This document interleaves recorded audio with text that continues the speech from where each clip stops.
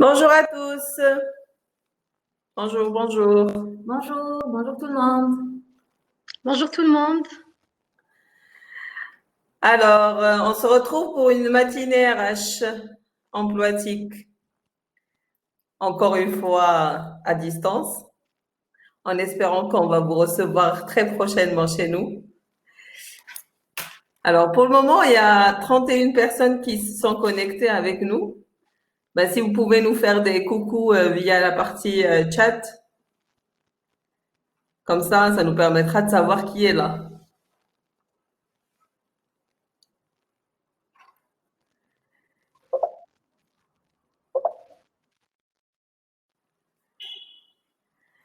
Bonjour Siham Sadi, bonjour Amin Benamar, bonjour Monsieur Hassan Djebrouni, bonjour Madame Mohazni, bonjour Mariam Benoui, bonjour Haj Ayoub, bonjour Hana, bonjour Yassine. Bonjour à vous tous, ça nous fait vraiment plaisir de vous recevoir aujourd'hui, même si c'est à distance. Bonjour Fatma Zahra. Donc, comme on a l'accoutumé de le faire, chaque mois, nous organisons une matinée RH by Emploitique pour revenir sur une problématique ou une question RH. Et donc, pour perpétuer la tradition, nous avons pris la décision depuis donc le confinement de maintenir ce rendez-vous, mais on l'a transformé en mode webinar. Et en attendant, bien sûr, la reprise des matinées RH en physique, parce que ça nous fera plaisir de vous revoir et ça nous fait plaisir de vous avoir aujourd'hui avec nous. Et pour cette matinée, donc, nous allons justement revenir sur l'impact de cette crise sanitaire que le monde n'a jamais connue sur le marché de l'emploi, selon l'activité d'Emploitique, mais aussi de retour d'expérience d'autres sites dans le monde entier, et on le verra aussi l'impact qu'a cette crise sur le comportement de nos utilisateurs, que ce soit les candidats ou que ce soit les recruteurs. J'espère que cette matinée sera aussi riche que possible pour vous et pour nous. Alors, moi, c'est Lila Eid Hamlet, directrice des opérations Emploitique. Je suis accompagnée aujourd'hui par mes deux collègues et collaboratrices, Khadija Houchen, Project Development Manager, et Zineb Kawa, Marketing Manager. Voilà. Parce qu'il y a quelqu'un qui nous a demandé de nous présenter. Monsieur Benama, c'est fait. Bonjour Samia, ça fait plaisir de t'avoir avec nous. Comme quoi, les webinaires, c'est ce qui nous permet de t'avoir avec nous. On va maintenir les webinaires pour que tu puisses assister à chaque fois. Alors, ça va être ça le sujet du jour. Je pense que le sommaire, enfin le contenu va être présenté par Zineb. On va parler de... Alors, encore une fois, bonjour à tous. Nous sommes très ravis de vous avoir parmi nous aujourd'hui. Alors justement, nous allons aborder une thématique, un sujet qui préoccupe de nombreuses entreprises, qui est la situation du marché de l'emploi. Dans un premier temps, Lila partagera avec nous les dernières statistiques sur le marché du travail dans le monde. Khadija nous parlera de l'impact de la crise sur le marché algérien à travers l'activité sur emploitique.com. Donc, elle nous dira quel impact il y a eu sur le nombre d'annonces et sur les candidatures. De mon côté, je partagerai avec vous les résultats de l'enquête RH lancée par Emploitique il y a quelques semaines auprès des entreprises pour mesurer l'impact du Covid-19 sur le recrutement. Enfin, nous reviendrons sur les actions Emploitique déployées depuis le début de la crise pour vous accompagner dans vos différents projets RH. Alors, bien sûr, n'hésitez pas à nous poser vos questions. On y répondra à la fin de la présentation. Nous sommes ensemble pour à peu près 40 minutes et on commence tout de suite avec Lila. Alors, justement, pour parler de l'impact de cette crise sur le monde du travail en Algérie particulièrement, nous allons d'abord sortir de l'Algérie et voir quel a été l'impact sur le monde et principalement sur le monde du travail. Ben, vous savez tous qu'il y a eu un impact économique, mais cet impact a été vécu différemment par les entreprises selon bien sûr l'activité, le secteur et l'organisation de l'entreprise. Alors, ce sont des données qui ont été livrées par l'Organisation internationale du travail qui, bien entendu, fait le constat que l'activité économique a connu une très grande diminution, ce qui a poussé certaines entreprises à opérer des licenciements ou, et bien entendu, diminuer les recrutements. Et surtout que cette crise a eu un impact fulgurant avec aucune perspective, c'est-à-dire qu'il n'y avait aucune visibilité sur une date de retour à la normale. Et sur les activités, bien entendu, qui étaient des activités journalières ou des activités qui étaient liées à un travail sur certains métiers ou certains secteurs, la main-d'œuvre a été touchée à 40%, moins de 40% sur le premier semestre, juste sur le premier semestre 2020. Et encore, nous n'avons pas encore les chiffres mis à jour pour ce mois. Ceci a engendré moins d'heures de travail, moins de 7%, même si en Afrique, l'impact est moins important selon l'Organisation internationale du travail, mais cela est dû aussi à beaucoup d'emplois informels. Donc, on n'a pas une donnée chiffrée sur voilà, une donnée chiffrée exacte sur cette donnée, parce que justement, là, il s'agit d'informels. Bien entendu, les secteurs n'ont pas été impactés par la crise de la même façon. Des secteurs qui ont été le moins touchés, moi je parle ici du monde, selon toujours l'Organisation internationale du travail. Bien sûr, l'éducation et la santé, ce sont des secteurs qui ont été le moins touchés.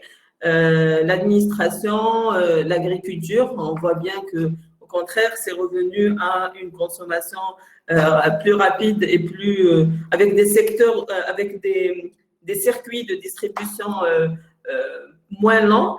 Et ce sont des secteurs qui emploient plus de 41% de la main-d'œuvre mondiale.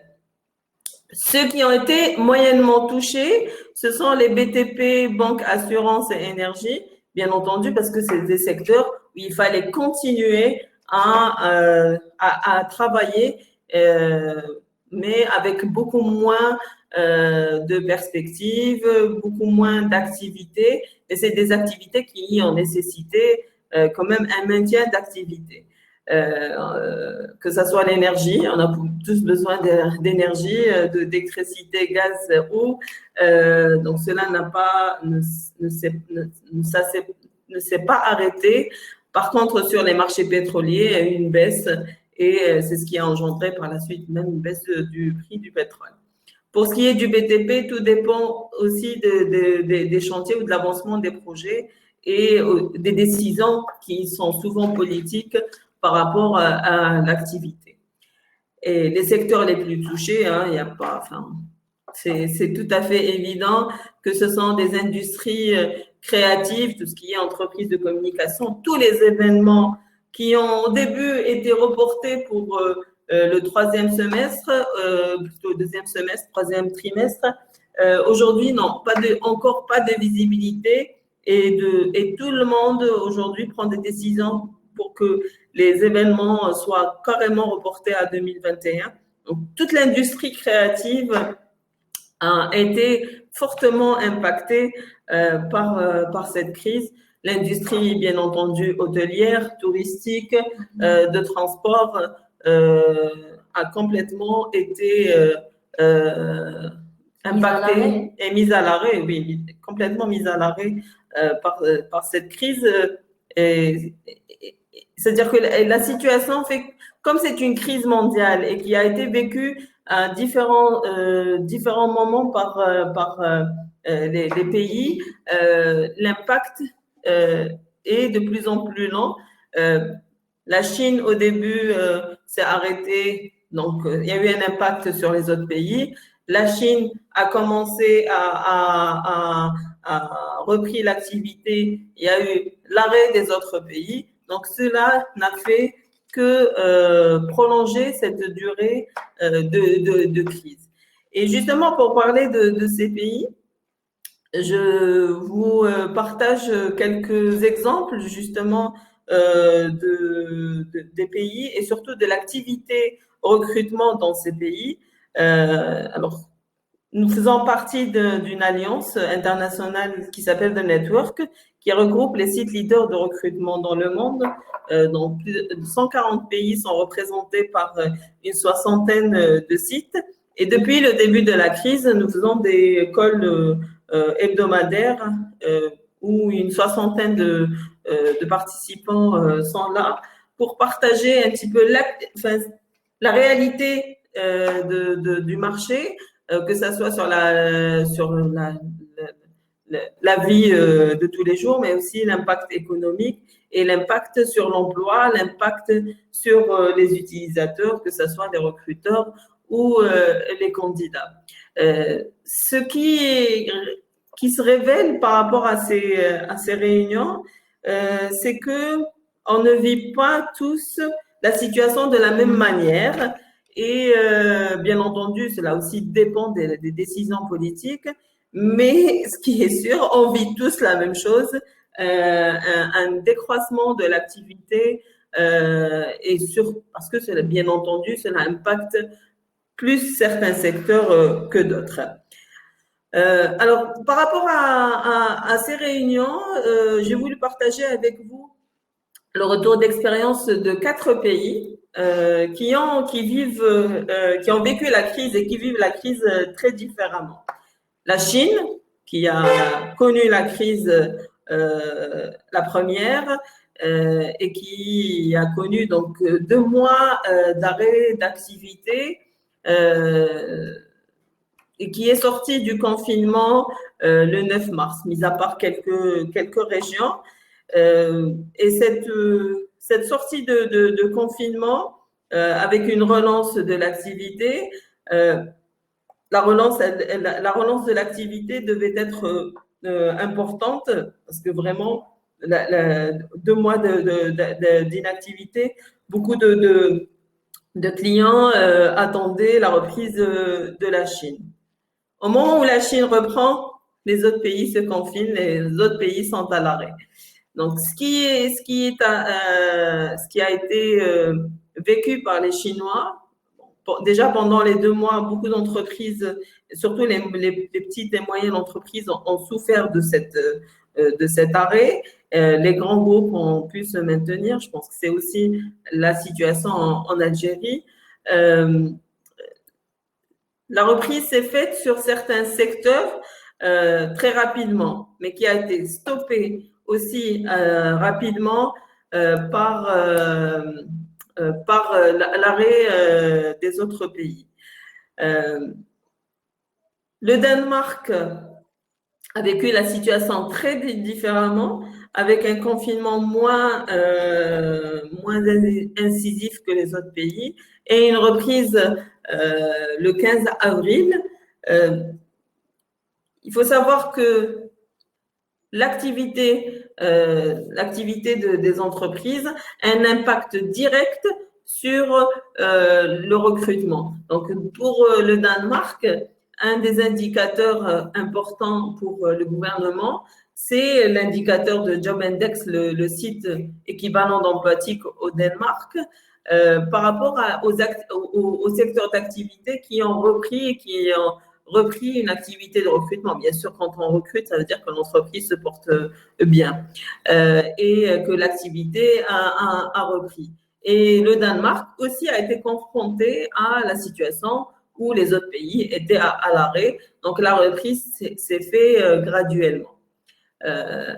Contrairement à l'Espagne, où bien entendu, comme l'Espagne et l'Italie, par rapport aussi à la situation dans ces deux pays, a connu un confinement sévère et une économie complètement à l'arrêt. Au ralenti pour certains, mais à l'arrêt. Donc, il y a eu un effondrement sur l'activité recrutement, un effondrement de tous les services. Et ce qui a été adopté par l'Italie et l'Espagne, enfin, beaucoup plus l'Italie, pendant cette période, c'est que les entreprises ont continué à rester en contact avec les candidats, disant que oui, aujourd'hui, on ne recrute pas, il n'y a pas de visibilité, mais nous serons là, nous reviendrons au moment où la reprise s'effectuera, nous serons là. Donc, mais c'est vraiment un autre mindset qui s'est passé en Italie, en Espagne. On ne connaît pas pour le moment comment va se mettre en place la reprise, surtout que ce sont des pays qui sont très, très, très, très touristiques. Donc, l'activité principale et le plus gros de l'économie est drainé par cette activité. Un autre cas qui est complètement différent, qui est l'Allemagne, qui a été faiblement touchée et qui a décidé d'un déconfinement régional. Ce qui a été adopté par ces entreprises, c'est que l'activité recrutement, selon les représentants de Stepstone, le site équivalent d'Empathic en Allemagne, c'est que l'activité de recrutement n'a pas cessé, mais elle a été par contre adaptée à la situation où, bien entendu, les entretiens vidéo ont pris le dessus. Le process de décision s'est rallongé et aussi une question, quand est-ce qu'on va intégrer ces nouveaux employés, donc la partie onboarding. On n'avait pas de visibilité sur la date. Mais le process a été maintenu. Alors, je vous parlerai d'un cas que je n'ai pas mis ici. Il y a aussi les États-Unis, les États-Unis qui ont connu un effondrement peut-être Oui, un effondrement, mais du jour au lendemain, avec un taux de chômage qui a augmenté du jour au lendemain à hauteur de 30%. Je pense qu'il y a 30 millions de chômeurs. Et ce qui diffère par rapport à nous déjà, par rapport aussi à ces pays, c'est que la couverture sociale et les aides de l'État sont moins importantes que dans les autres pays.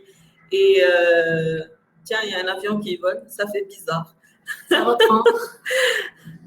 Ce qui revient, au fait, c'est que pour les autres pays, la présence de l'État et les décisions économiques d'aider ou de relancer les économies permet aux entreprises d'avoir une visibilité, ce qui n'est pas encore le cas aux États-Unis. Alors, je ne sais pas si vous avez vu un petit peu ce qui s'est décidé cette semaine, par exemple, pour l'Union européenne, c'est de s'endetter à hauteur de 500 milliards pour relancer les économies des pays les plus touchés, les secteurs les plus touchés. Et donc, les États vont réinjecter de l'argent dans les économies pour relancer l'activité. Et je pense que chez nous, ça sera aussi le cas, du moins j'espère. Et c'est pour ça que dans certains pays, certes, les activités des entreprises ont connu un arrêt brutal ou un arrêt de l'activité, mais qui continuent quand même à avoir une perspective, que ça soit sur maintenant, bien entendu, l'élément le plus important, c'est de garder les équipes solidaires, engagées et dans l'entreprise. mais aussi de préparer l'avenir et donc rester en contact avec les candidats, avec les candidats de demain. Après avoir donc vu ce qui s'est passé dans le monde et surtout l'impact que ça a eu sur l'activité recrutement, nous allons maintenant focuser sur l'activité du site Emploitique et on va voir justement quel a été l'impact de cette crise sur les utilisateurs. La crise a eu un impact sur le comportement de tout un chacun. Ce qui revient le plus, c'est que c'est une crise inédite, qu'il n'y a pas de meilleure façon de gérer cette crise, mais il y a des situations qui font que ça a été géré très différemment et l'impact a été très différent d'une semaine à une autre, ou même d'un jour à un autre. Donc là, on va voir l'impact que ça a eu sur l'activité emploitique. Bonjour Mohamed Yassine, on a utilisé tes données pour cette présentation. Je pense que tu les as reconnues. À toi la parole, Khadija, par rapport à cette partie. Alors, merci Lila, bonjour à tous et merci de nous rejoindre nombreux à ce webinaire. On est déjà 45 personnes connectées. Alors, on a vu, cette situation a un impact important sur le marché du travail dans le monde. Et moi, je vais vous présenter quelques chiffres sur l'activité en Algérie à travers le site Emploitique.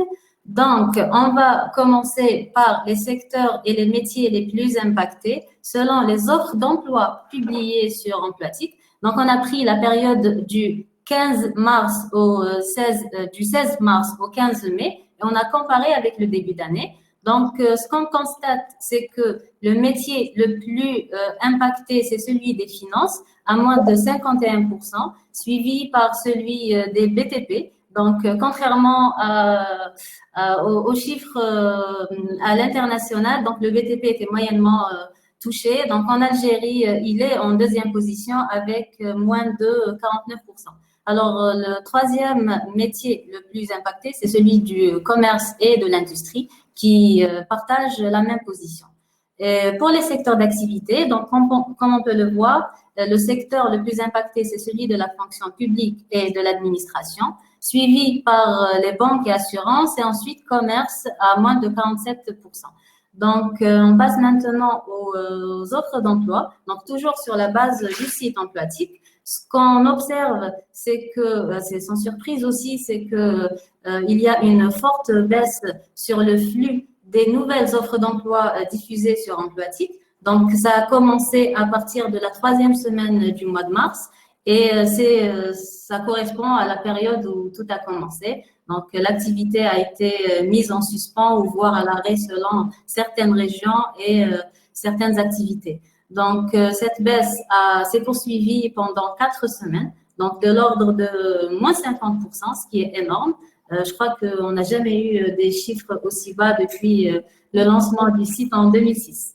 Et donc, par contre, ce qu'on voit, c'est qu'à partir de la 3e semaine du mois d'avril, donc on remarque une légère continuité, une légère reprise de l'activité qui a augmenté timidement, certes, mais qui progresse en continu de semaine en semaine et on espère que cela continuera encore. On verra ce que l'avenir nous réservera. Alors, côté candidature, les nouvelles sont meilleures. Donc, on observe plus de 24% en nombre de candidatures par annonce. Donc, la moyenne a augmenté. Et ce qui prouve que les candidats sont là, sont disponibles malgré la baisse des offres d'emploi. Ils continuent à postuler en plus de temps à consacrer à la recherche d'emploi. Donc, justement, vu qu'ils sont disponibles, on va voir un peu ce qui se passe sur le site, toujours sur la partie trafic. Donc, ce qu'on peut tirer de ces chiffres-là, c'est que on a une augmentation de plus de 26% dans la durée de connexion sur le site Emploitique, avec un intérêt particulier sur la rubrique articles et conseils. Donc, 38%, plus de 38% sur le temps consacré à la lecture d'articles et de contenus proposés par Emploitique. Donc, Zineb reviendra sur cette partie plus tard.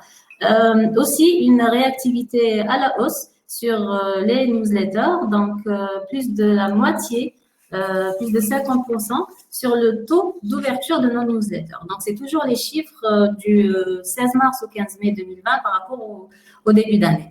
Donc, ce qui confirme encore une fois que nos utilisateurs et candidats ou recruteurs sont disponibles et en plus de temps. Donc, ce qu'on a fait, c'est que durant toute cette période, on s'est rapproché de nos utilisateurs, on leur a posé une série de questions, donc pour aussi les tenir informés des nouveautés, de ce qui se passe en Algérie et à travers le monde. Et on a recueilli aussi leur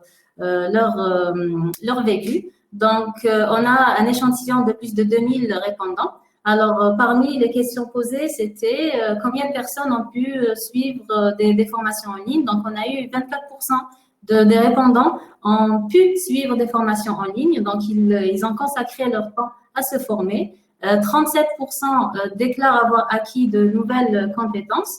Et donc, je cite comme exemple l'organisation au travail, la gestion du stress, la gestion du temps. C'est des compétences très recherchées durant cette période parce que en fait, on a tous dû réadapter notre mode de travail, notre fonctionnement, donc avec plein de personnes qui se sont retrouvées du jour au lendemain en télétravail, avec parfois des enfants à la maison à gérer, donc problèmes de connexion, etc. Donc, c'est quand même une période stressante. Alors, les répondants, donc nos candidats ou enfin, plutôt utilisateurs en général, que ce soit recruteurs ou candidats, ont profité pour se former et acquérir de nouvelles compétences. Et aussi, donc, comme on peut le voir, 20% d'entre eux ont déjà passé des entretiens à distance.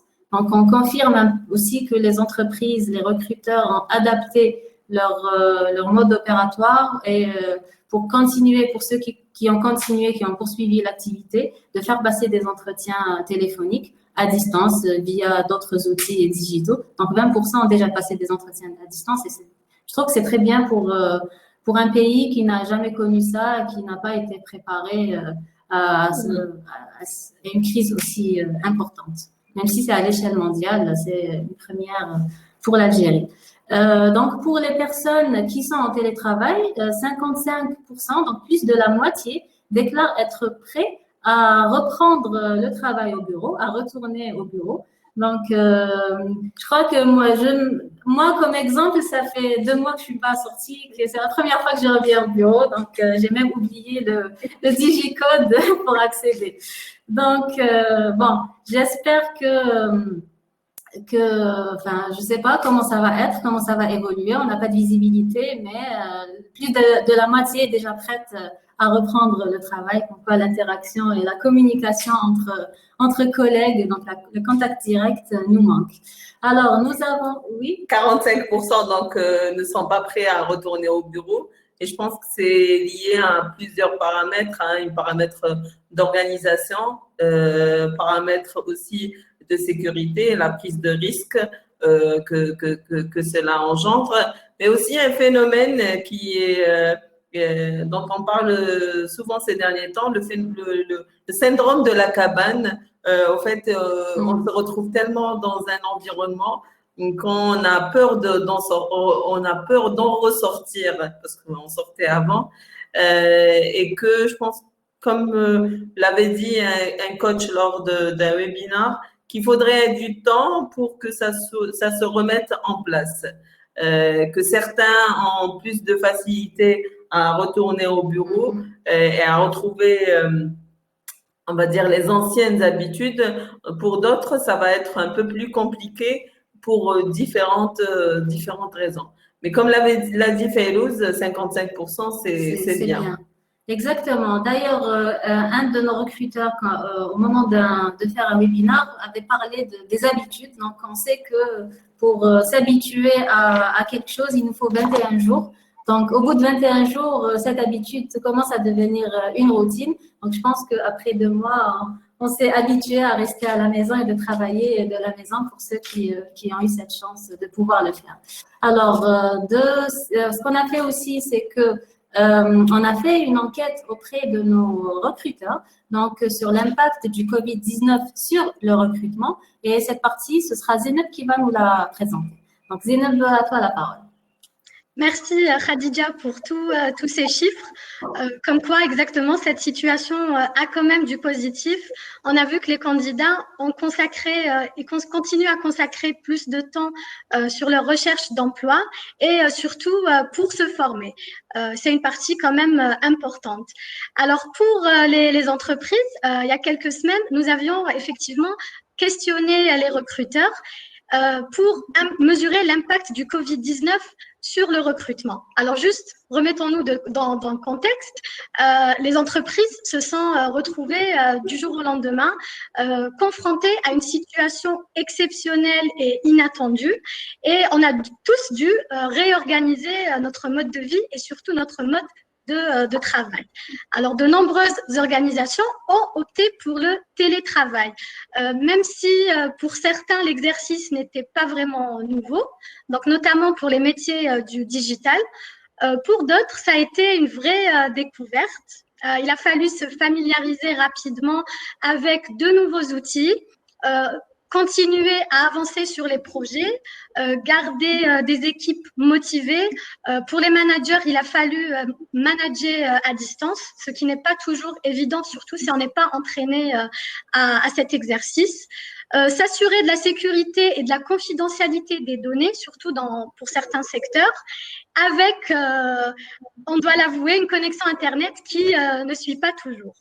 En tout cas, plusieurs organisations, plusieurs entreprises ont vraiment apprécié l'expérience et ont même noté une augmentation de la productivité et pensent déjà, donc il y a des entreprises qui pensent à continuer à maintenir le télétravail pour certains postes au-delà de cette crise et donc dans les mois à venir. Alors, ce qui ressort sur l'enquête, c'est que 29% des entreprises ont opté pour du télétravail généralisé à tous les employés. 21% sont partagés entre télétravail et bureau. 24% continuent d'exercer sur leur lieu de travail habituel parce qu'il y a des métiers qui ne peuvent pas être assurés à partir de la maison. D'ailleurs, on pense très fort à toutes les personnes qui, malgré le risque, n'ont jamais cessé de sortir de chez eux pour exercer leur métier. Et vraiment, merci et bravo à vous. 13% des répondants déclarent être au chômage technique ou en arrêt d'activité. Donc, effectivement, il y a des entreprises dont l'activité a été fortement impactée et qui ont dû prendre des décisions difficiles. Tiens, et comment ça se passe de votre côté? Est-ce que vous êtes en télétravail, au bureau, vous alternez entre les deux? Partagez avec nous votre situation actuelle sur le sondage du webinaire. Donc, il y a le chat, questions, et ensuite, il y a sondage. Et ça serait vraiment sympa de nous dire quelle est votre situation actuelle. Alors, pour le recrutement, il y a bien évidemment eu un impact sur le recrutement. 35% des entreprises, Khadija, si tu peux passer le slide. 35% des entreprises ont gelé leur recrutement par manque de visibilité. C'est vrai qu'au départ, c'était le flou total pour tout le monde. Et certaines entreprises ont préféré stopper leur projet de recrutement le temps d'y voir plus clair. En revanche, 30% des répondants continuent de recruter et 28% disent avoir décalé leur recrutement au deuxième semestre de cette année. Seulement 8% disent avoir reporté à 2021 le temps d'avoir une meilleure visibilité. C'est vrai que la situation évolue rapidement de jour en jour et de semaine en semaine. Donc, pour certains, il a été évident de décaler pour le deuxième semestre, mais pour d'autres secteurs, notamment où c'est un peu plus compliqué, comme l'a dit Lina tout à l'heure, tout ce qui est événementiel, tout ce qui est pub, il y a des événements qui ont été carrément décalés d'une année. En fait, si on avait des événements qui étaient programmés pour mars 2020, ils ont été carrément décalés à mars 2021. Alors, l'impact a bien sûr été différent selon le secteur d'activité. Sur les résultats de l'enquête, on note que le secteur du BTP et de l'immobilier a été le plus touché. Plus de 58% des répondants disent avoir gelé leur recrutement. Je pense que c'était prévisible. On sait qu'il y a plusieurs projets, plusieurs chantiers qui ont été mis à l'arrêt. En parallèle, le secteur du commerce, de la distribution, de l'industrie et des services n'ont a priori pas été très impactés et poursuivent leurs projets de recrutement. Si on compare maintenant l'impact par rapport à la taille des entreprises, donc là aussi c'est différent, 42% des entreprises entre 50 et 150 employés ont gelé leur activité. Les entreprises de moins de 50 employés les ont plutôt décalées. Ça, c'est les résultats de l'enquête. En revanche, la majorité des grands groupes, les entreprises de plus de 2000 employés et celles entre 150 et 700 employés continuent de recruter activement, sachant que ce sont principalement les entreprises des secteurs qui justement continuent de fonctionner et qui ont été plus ou moins impactés. Donc maintenant qu'on a une idée sur l'impact de cette crise sur le marché du travail et du recrutement, on revient sur les actions emploatiques pour aider et accompagner les entreprises, mais aussi les candidats, durant cette période. Alors, il faut savoir que dès le début de cette crise, nous avons rapidement cherché un moyen de contribuer à notre manière dans le combat contre ce virus. Nous avons donc naturellement décidé de publier gratuitement les annonces d'emploi sur le site emploitique.com gratuitement pour les secteurs qui luttent contre le Covid-19. Donc notamment, il s'agit du secteur médical, de l'agroalimentaire et de la distribution. Nous avons aussi prolongé la durée de parution des annonces sur le site Emploitique, une initiative qui a été prise pour permettre aux recruteurs d'avoir encore plus de candidatures. D'ailleurs, on l'a vu tout à l'heure, les candidats sont plus disponibles, passent plus de temps sur le site Emploitique, consultent les annonces et donc ils ont le temps de choisir les offres d'emploi qui correspondent à leur recherche.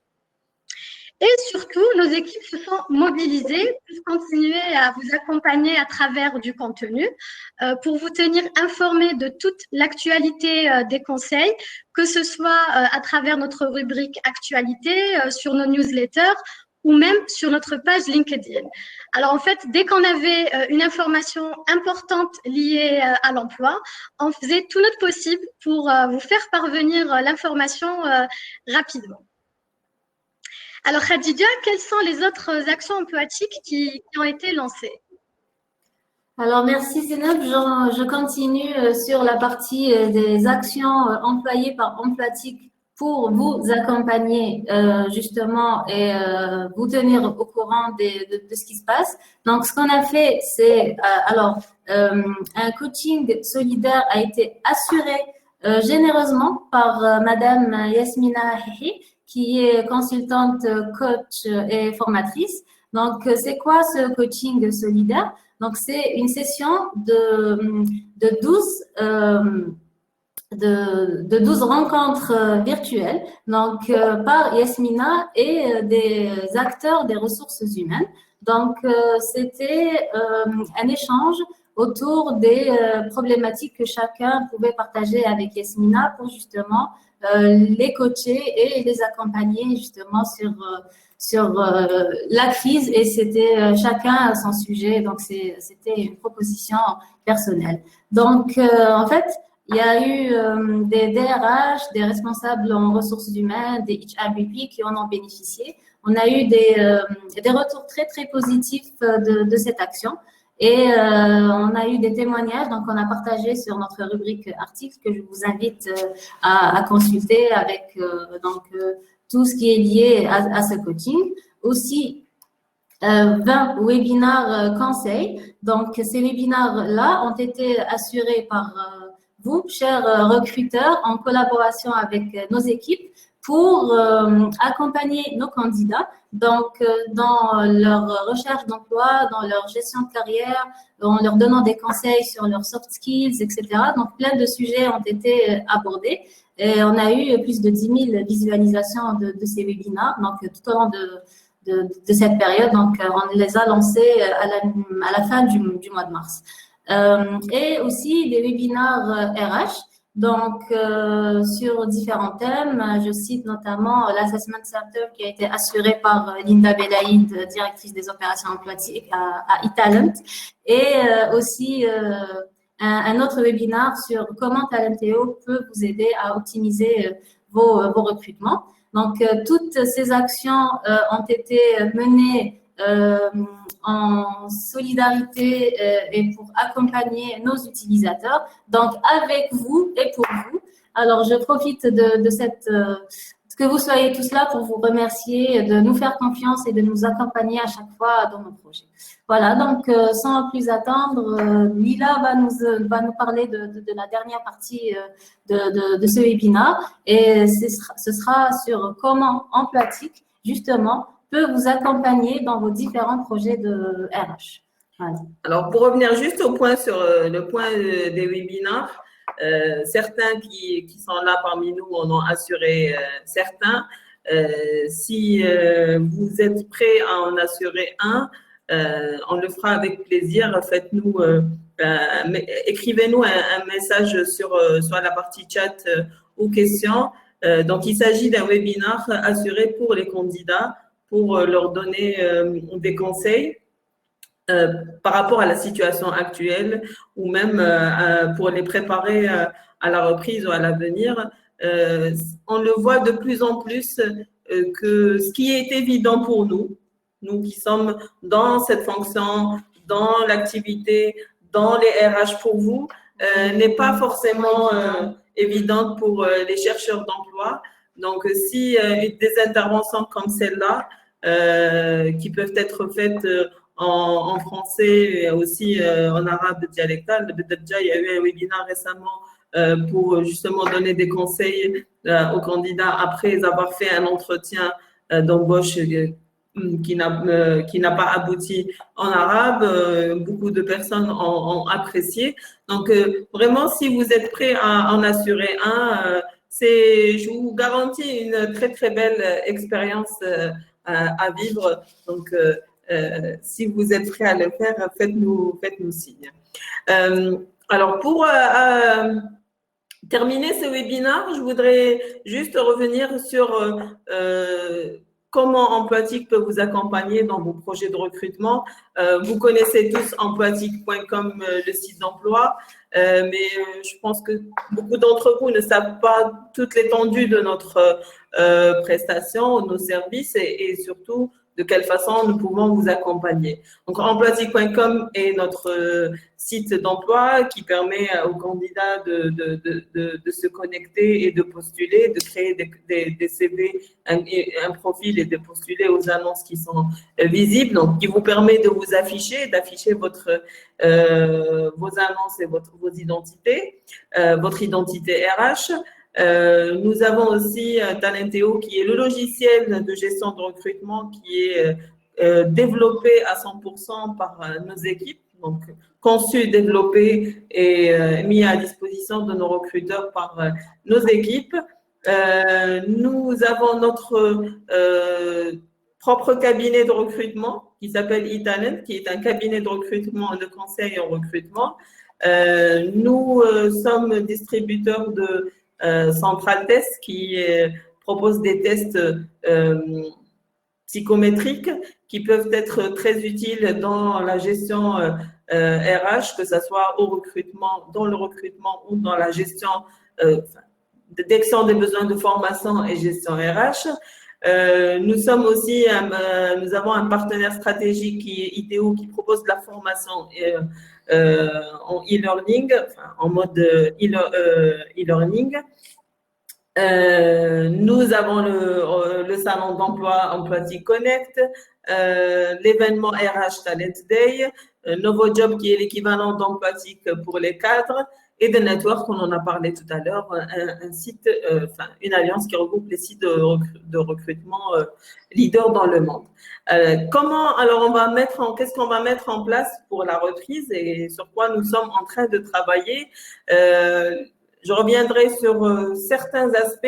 La partie emploatique, ce que nous sommes en train de faire, c'est que nous mettons tout en place pour qu'une publication d'annonce soit facile, pour qu'une meilleure expérience encore plus facile pour les utilisateurs, pour les candidats via une application mobile, via un site qui s'adapte au fonctionnement, au nouveau mode de fonctionnement, avec un support encore plus important pour nos utilisateurs, que ce soit vous les recruteurs ou que ce soit les candidats, avec une équipe encore plus présente, un CS dédié.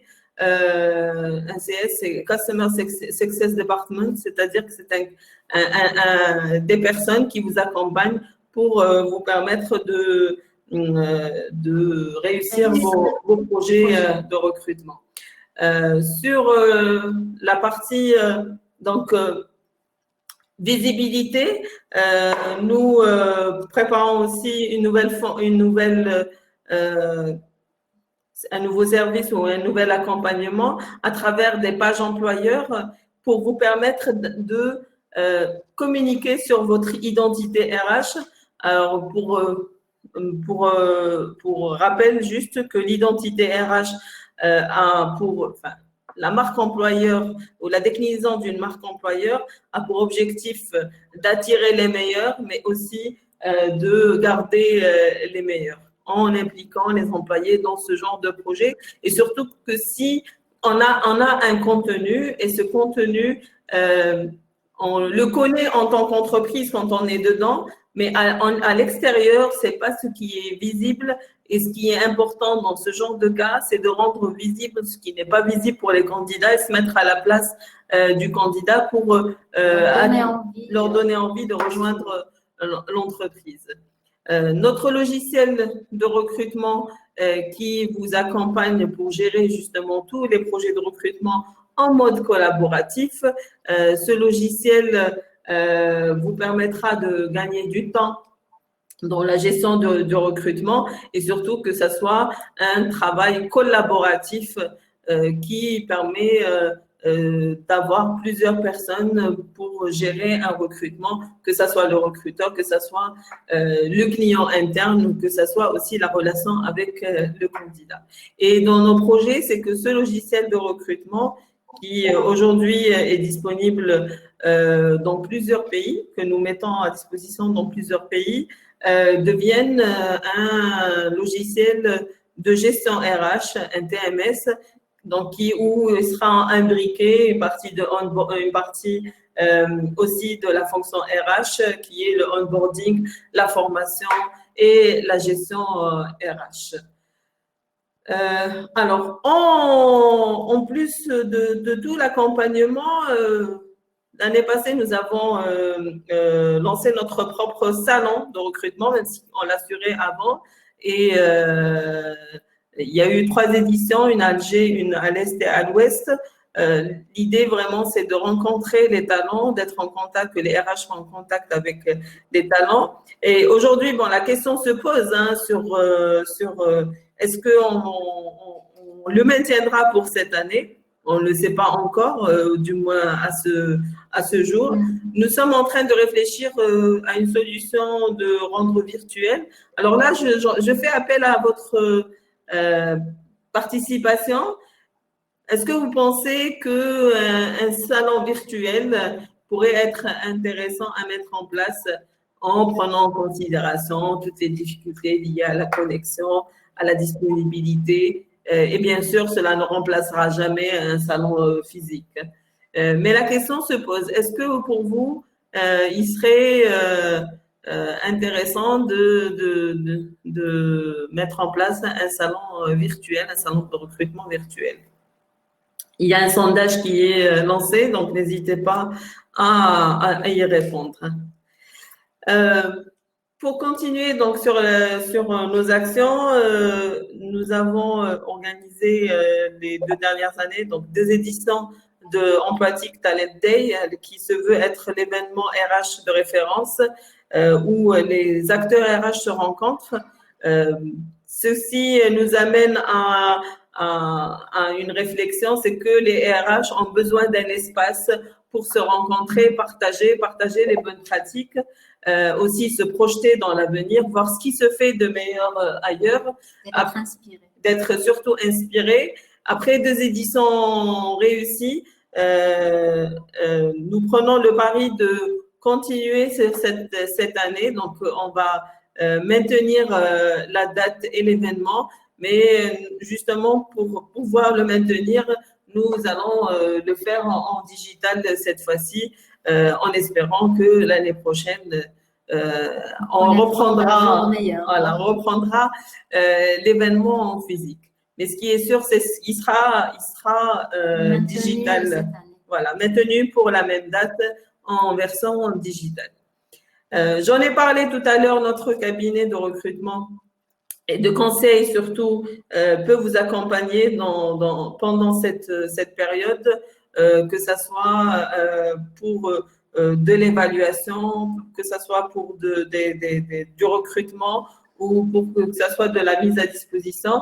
Donc, on a une équipe d'experts qui peut vous accompagner et Dieu seul sait qu'on a besoin d'être coaché, accompagné, conseillé pendant cette période. Donc, nous le ferons avec grand plaisir. Alors, j'ai parlé de 2 solutions aussi que nous représentons. La première, c'est Central Test. Donc là, ce sont des tests psychométriques qui vous permettront de minimiser le risque d'erreur, que ce soit en recrutement, mais qui peuvent aussi être utilisés pour la gestion de carrière, pour la définition des besoins de formation, pour avoir des indicateurs sur le bien-être au travail, sur aussi la cohésion d'équipe. Donc, il y a une vingtaine de tests qui peuvent être utilisés pour vraiment accompagner les décisions RH. Bien entendu, il s'agit de tests psychométriques qui sont faits par des spécialistes, par des psychologues et qui sont disponibles sur Internet, mais qui sont des outils d'aide à la décision,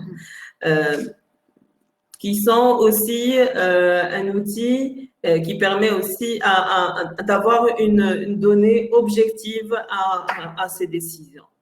Et pour terminer, un de nos partenaires stratégiques, IDEO, aujourd'hui peut vous accompagner à mettre en place des académies d'entreprise digitales à 100% à travers un contenu qui est un contenu de renommée mondiale. C'est GOS pour des modules en soft skills, des langues, la bureautique ou même la possibilité d'avoir des modules sur mesure. Notre partenaire stratégique IDEO, qui est aussi une filiale Emploatic en Algérie, peut vous accompagner dans ce genre de projet. Et surtout qu'on a vu que on peut se former. Quand on veut se former, on peut se former en ligne. Bien entendu, cela ne remplacera jamais les formations présentielles. Donc, pour la formation sur cette partie, il est aussi possible de vous accompagner pour mettre en place une académie ou tout un processus avec, bien entendu, tout le support nécessaire. Et pour finir, je voulais juste revenir sur ce qu'est Emploatic, même si beaucoup d'entre vous connaissent déjà, pour vous donner quelques chiffres. Bien sûr, on a 14 ans, pratiquement maintenant 15 ans d'expertise et plus de 70 collaborateurs engagés qui, surtout pendant cette période, ont essayé de rester en contact avec vous, garder le rythme. Ça n'a pas été évident non plus pour nous, même si le rythme de télétravail a été déjà mis en place avant, mais pas à une échelle aussi importante. Donc, il fallait aussi adapter. Ça nous a permis de relancer certains projets. Et nous sommes très avides de vos conseils, critiques ou même recommandations. Franchement, nous sommes très à l'écoute. Et d'ailleurs, c'est quelque chose que je dis souvent, critiquez-nous, c'est ce qui nous permettra d'avancer. Donc, soyez très critiques avec nous, que ce soit sur cette présentation ou que ce soit sur nos services. Ça nous permettra d'avancer et de vous délivrer donc la meilleure expérience utilisateur ou les meilleurs services. Voilà, maintenant, on va passer à vos questions. J'en ai noté quand même quelques-unes. Il y en a eu de très intéressantes et très directes. Alors, j'ai noté celle de Mohamed Yassine qui dit est-ce qu'on a des données sur la variation des demandes d'emploi? Je pense qu'on l'a vu justement sur le slide qui a été présenté par Khadija. On voit la différence, enfin, le nombre d'annonces d'emploi publiées par semaine et cette variation qui a été, qu'on a enregistrée au début, bien sûr, avec une descente fulgurante, une baisse fulgurante qui est restée quand même pendant 3 semaines. Et suite à la situation, un déconfinement partiel, l'activité qui a repris pour certaines entreprises, donc une remontée graduelle. Et on l'a constaté encore la semaine passée où il y a eu une encore mini-reprise. Donc, on le voit très bien dans le slide qui a été présenté. Alors, pour répondre aussi à une question qu'avait posée Monsieur Foudad, je pense, par rapport à l'échantillon. Préciser l'échantillonnage de cette enquête. Au fait, là, il s'agit d'utilisateurs emploitiques. Nous avons partagé ce sondage sur notre site, sur nos pages réseaux sociaux. Donc, c'est un échantillon pour nous qui est représentatif, mais qu'on ne peut pas décortiquer et c'est aussi déclaratif. Donc, on ne pourra pas, par contre, décortiquer l'échantillonnage. Il y en a plus de 2000 répondants. Voilà. Mais ce qui est sûr, c'est que si vous voulez, Monsieur Foudad, on peut faire un sondage un peu plus poussé ou précis par rapport à la situation. Alors, quelqu'un aussi, Fayrouz Talhi, est-ce que vous pouvez donner des chiffres pour les entreprises privées et étatiques pour avoir une idée? Aujourd'hui, au fait, nous n'avons pas fait cette analyse. Ce qui est sûr, c'est que on l'a vu sur l'activité des entreprises publiques. Chez nous, ça s'est complètement gelé pendant déjà que la situation n'était pas au summum, et même avant, cela fait 3 mois que la tendance était baissière. La tendance était baissière et ça a été encore plus impacté par la crise. Mais nous n'avons pas analysé ou chiffré cette partie. Alors, il y avait aussi d'autres questions sur la partie questions.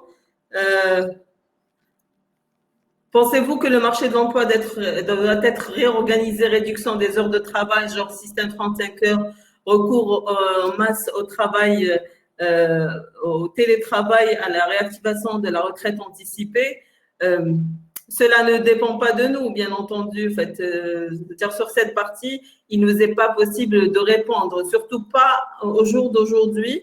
Ce qui a été par contre décrété, c'est que l'âge de la retraite a été prolongé si l'employé ne veut pas sortir en retraite à l'âge de 60 ans, il peut continuer à travailler jusqu'à l'âge de 65 ans. Donc, c'est une autre décision qui a été prise et non pas la retraite anticipée. Pour les autres éléments, en fait, il n'est pas possible pour nous de répondre à cette question. Est-ce que le marché de l'emploi sera impacté durablement? Est-ce que les salaires connaîtront une baisse?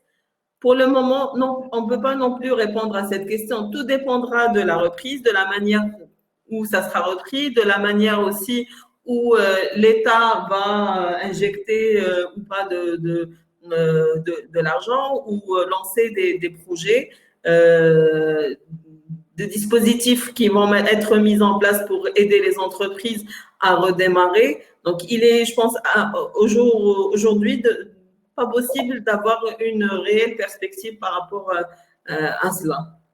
Il nous faut d'abord savoir quand est-ce que cette situation de confinement partiel sera levée et surtout état d'urgence sanitaire sera levé. Tant qu'on ne le sait pas, on ne peut pas prévoir de ce qui va arriver.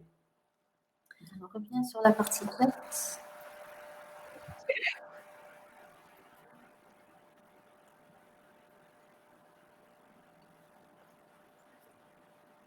Il faudra reprendre. Alors, concernant le télétravail, d'après notre propre expérience, ce n'est pas favorable à tous les coups, vu qu'on est toujours face aux indisponibilités au temps T. Alors, c'est une donnée aussi qui revient de plus en plus. Le télétravail, c'est bien, mais de temps en temps. C'est-à-dire que tout le monde soit en télétravail, que tout le monde ne puisse pas se rencontrer physiquement, ça a un impact, bien entendu, négatif sur la productivité de l'entreprise. Mais garder un certain rythme, par exemple, chez nous, il était question de pouvoir être en télétravail 2 jours par mois. Certaines entreprises ont adopté 1 jour par semaine. En fait, le télétravail permet aux employés d'avoir une certaine liberté, mais en même temps d'être productifs pendant ces journées. Bien sûr, on a le gain de temps de transport, les commodités, le fait ne pas avoir les énergivores tout autour, les éléments énergivores. Et cela vraiment permet de gagner du temps, ne serait-ce que dans le traitement de dossiers. Bien entendu, on ne peut pas télétravailler quand on est dans un métier où on est en contact avec les autres et surtout pas tout le temps. C'est surtout ça. Alors, vos conseils pour les candidats, pour les candidats postulent dans cette période. Parce qu'on leur conseille, c'est d'être à l'affût de toute opportunité, parce qu'il y en a. Et je pense qu'on le voit aussi sur le site, même si peut-être que le processus de recrutement ne peut pas se finaliser aujourd'hui, mais le recrutement continue, du moins pour certaines entreprises, celles qui ont un plan de charge ou qui prévoient un plan de charge à la reprise. Alors, je vois s'il y a d'autres questions.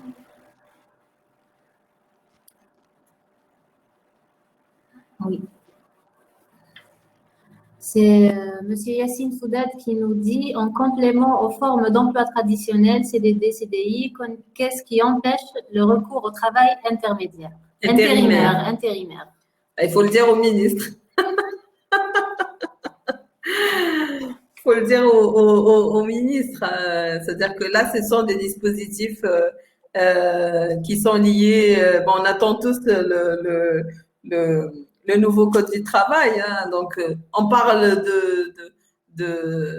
justement on dit que dans ce code du travail, l'intérim sera permis. Donc, on l'attend. Alors, je reviens aussi sur une question qui a été posée au départ.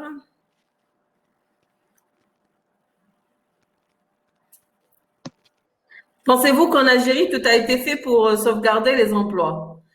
En fait, chaque entreprise s'est retrouvée à gérer une situation particulière et à prendre des décisions pour sauvegarder les emplois, mais aussi sauvegarder l'entreprise.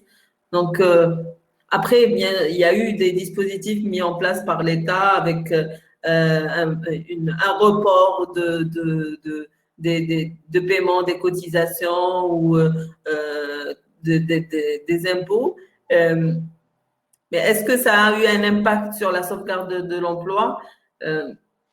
Aujourd'hui, il est trop tôt pour en parler, pour le savoir. Exactement. Mais ce qui est sûr, c'est que les entreprises se sont retrouvées face à une situation inédite et surtout imprévue. Et il fallait vraiment avoir une sorte de résilience par rapport à cette situation et même par rapport aux employés. C'est-à-dire que il n'est pas possible pour les entreprises de savoir si ce sont les bonnes décisions à prendre et surtout, est-ce qu'on doit s'inscrire dans la durée? On ne sait pas. On ne connaît pas la fin de cette situation. Alors, Mehdi Ben Yahya dit que le marché de l'emploi sera impacté durablement vu la pandémie Covid. Pensez-vous que les salaires connaîtront une baisse? Ça, on en a parlé. On ne sait pas si l'impact sera durablement. Il y aura bien sûr l'impact je pense que ça sera pour toute cette année 2020, mais est-ce que cela va impacter les salaires? On ne connaît pas encore une fois la situation des entreprises et surtout qu'en Algérie, on n'a pas une grille salariale fixe. Bien, cela dépend de l'entreprise, mis à part le secteur public ou la fonction publique. Tout dépend de l'entreprise, du secteur, de l'organisation et s'il y a là une grille salariale. Et si l'entreprise est une PME algérienne, est-ce que elle fait partie d'un groupe international? Ce qui est sûr que la tendance n'est pas à l'augmentation. Toutes les entreprises sont en mode freeze. C'est un mode que j'ai entendu déjà, mais qui aujourd'hui de plus en plus utilisé par les entreprises, surtout qu'on n'a pas de visibilité. Là, je crois qu'il n'y a pas d'autres questions. Je ne sais pas, Zineb, si tu en as vu des questions que nous avons zappées. On a répondu à toutes les questions. Alors, il y a Ahmed Zahraoui qui nous dit les entreprises.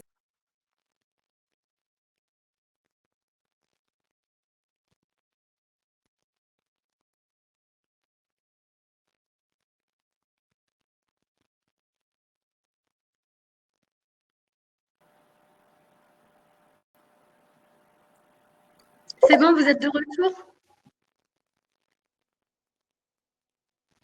Alors, Lila, on ne te voit plus.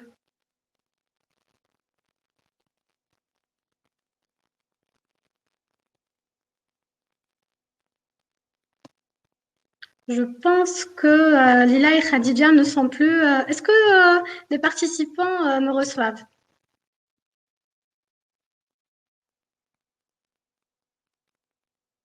Yes, donc je pense qu'on a perdu Lila et Khadija. On va attendre un petit moment. Si vous avez d'autres questions en attendant, d'accord.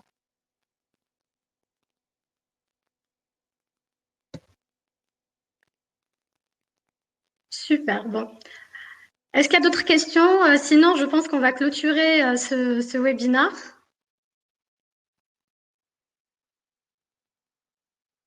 Alors, je vais voir la partie questions.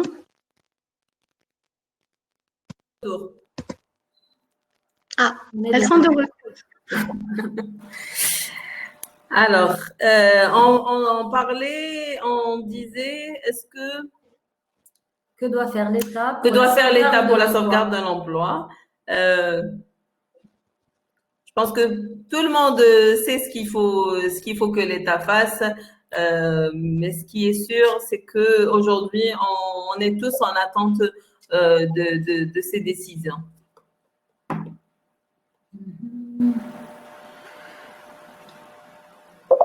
Alors, tout cela est bien, mais qu'en est-il de l'employabilité des demandeurs d'emploi? Nous sommes effarés devant l'écart abyssal entre le profil des candidats et leur capacité d'adaptation aux exigences des postes que nous pourvoyons. Avez-vous des commentaires par rapport à cela? Ceci est un constat. Certes, monsieur Émile Benamar. Monsieur Émile Benamar. Ceci est un constat, certes, mais que doit-on faire pour l'outrepasser? Est-ce que c'est une situation où il y a un gouffre, vous parlez d'un gouffre abyssal entre les demandeurs d'emploi ou ce que forme l'université algérienne avec ce que recherchent les entreprises. Qu'est-ce qu'on doit faire face à cette situation? Les entreprises doivent s'adapter. Et aujourd'hui, beaucoup d'entreprises font le pari de former en interne. Ce qui est important aujourd'hui, c'est de prendre ce qu'on dit des têtes bien faites et les former sur des pratiques ou des savoirs qui sont nécessaires à l'entreprise. Ces personnes, en fait, ils sont, on va dire qu'ils sont victimes d'un système qui les a pas préparés vraiment au monde du travail. Et c'est ce que nous essayons de faire à travers nos conseils, à travers les webinaires que nous faisons, aussi à travers, quand on pouvait le faire encore, se déplacer dans les entreprises pour préparer cette nouvelle génération à introduire le monde du travail. Donc, il n'est pas aujourd'hui, c'est un constat certes, mais il n'est pas insurmontable. Il nous est possible de le surmonter, mais il faudrait qu'il y ait de la volonté, du temps et aussi le devoir de le faire. On a ce devoir de le faire, sinon on ne va pas pouvoir faire avancer les choses. Et c'est justement quelque chose sur lequel on insiste beaucoup avec les candidats, le savoir-être. Alors, vous dites que ça reste insuffisant. Si en fait la somme des entreprises le fait, chacun à son niveau, l'impact sera plus grand. Donc, c'est une situation certes qui est vraie, qui existe, que tout le monde subit, mais on peut surmonter. On peut surmonter. Il est aussi de notre devoir de le faire.